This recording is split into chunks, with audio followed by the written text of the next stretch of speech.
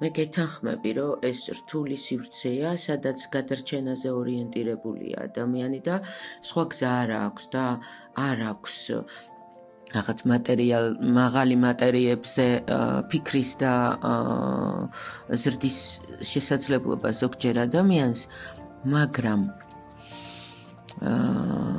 და გეთანხმები, რომ ოცნება არის ძალიან მნიშვნელოვანი ინსტრუმენტი და ატრიბუტი, თუმცა ზომიერება ყველგან საჭიროა, იმიტომ რომ მე მინახავს ჩემთან მოსული ადამიანებიც, რომლებიც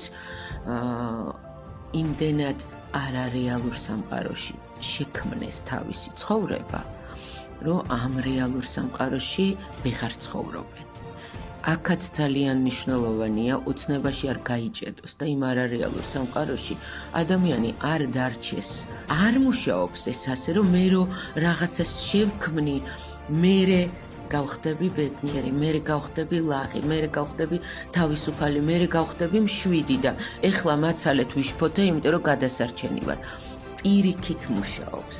კოუჩინგზე სწორედ მაგას ვაკეთებთ, რომ შენ დღეს უნდა შექმნა შენს შიგნით ის პიროვნება, რომელსაც შეუძლია, რომელიც თავის თავს უფლებას აძლევს, ოცნებისაც, უფლებას აძლევს ნაბიჯების გადადგმისას, უფლებას აძლევს, რომ შინაგანად გახდეს ბედნიერიც, ლაღიც, თავისუფალიც და ეს თუ შენ თავში შემოიტანე, უკვე რწმენა გაქვს და მერე უკვე შენ შეგიძლია ყველაფრის მიღწევა.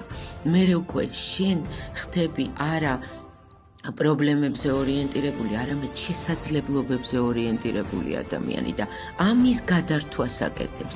შენ თუ პრობლემებზე ფოკუსირებული ხარ, არასოდეს არ დაილევა შენი პრობლემა იმ ხალხს ვეუბნები, ვინც ქვემოთ არის მასლოვის პირამიდის და შენ თუ ფოკუსი შემოატრიალი და შესაძლებლობებზე ორიენტირებული გახდი, გავიგე, ძალიან რთულია, მაგრამ იმის ნაცვლად, რომ წუწუნში გავატარო დრო, მოდი დღეს დავფიქრდე, სამი რამ მაინც, რა არის ჩემ ცხოვრებაში, რის გამოც შეიძლება მადლიერი ვიყო.